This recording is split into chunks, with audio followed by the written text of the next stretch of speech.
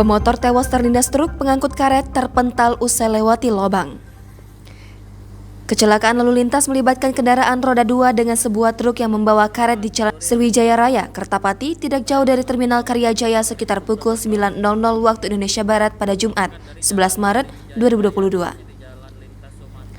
Peristiwa tersebut menyebabkan korban Romi Satria, warga desa Tebing Gerinting Utara, Kecamatan Indralaya Selatan, Ogan Ilir, tewas karena terlindas truk.